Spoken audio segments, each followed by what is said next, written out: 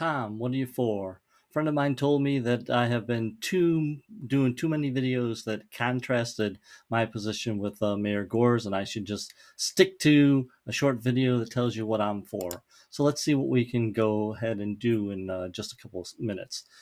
For strong police and fire services, good roads and water and sewers, positive quality of life. But who isn't? All right. So what are we going to do with that? We're going to say, how do we get there? Well, we got to stabilize our spending. All right. We have to start spending our tax dollars wisely, because when council spends their tax dollars wisely, you have more dollars for strong police, fire, good roads, waters, and better quality of life. All right. So the key thing that is almost in every single one of my videos is that council needs to have comprehensive read ahead materials so that we can make good decisions as a council. All right. That may seem pretty simple, but the fact of the matter is, what is your council? What is your mayor? All right. Your mayor has a stronger presence in the community, but he's still just a member of council, and the council just supervises staff. Okay. So, how do you supervise staff? You get them to tell you what they're doing, and you do that in writing, because if you take it verbally, they will tell you anything.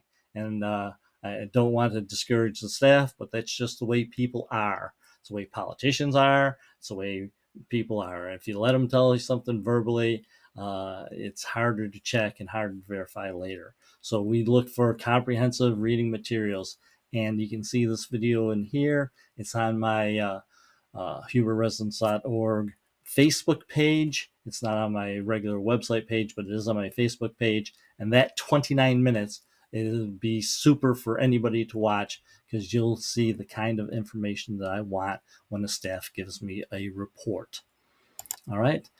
So I did want to say in this couple minutes that this proved to be great for the city, right? When you had these comprehensive reports that came in writing so that we can verify them, you ended up with the Rose Music Center and Station 25 that were built on time and on budget. And if you know anything about projects that went on before that or after that, that is unique time in history, right?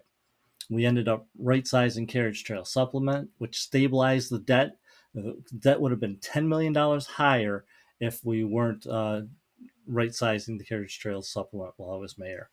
And we had community buy-off for the citywide water softening project, something that Station 25 ended up in a 2004-2005 levy type thing, but it's not something that we normally do. But it is something that I advocate all the time for any of the major projects that we are getting underway. All right, and the other thing that I did want to say is we need to change the focus that encourages growth.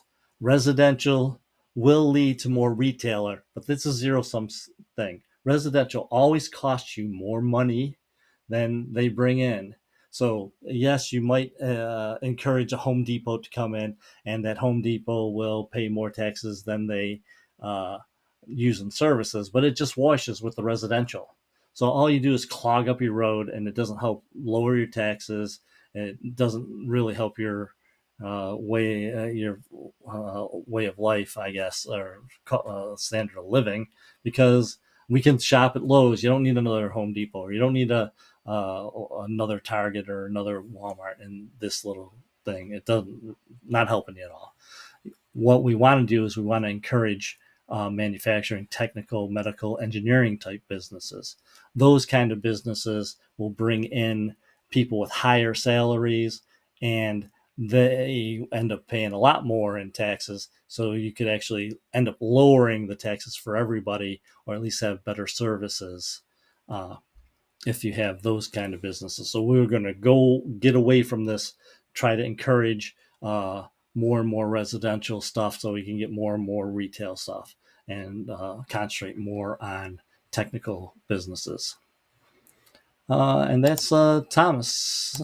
So like, comment, and subscribe. But more importantly, tell your friends they need to vote for me on Tuesday, because I don't accept campaign contributions. I do need your help spreading the word. Thank you very much. Have a good afternoon.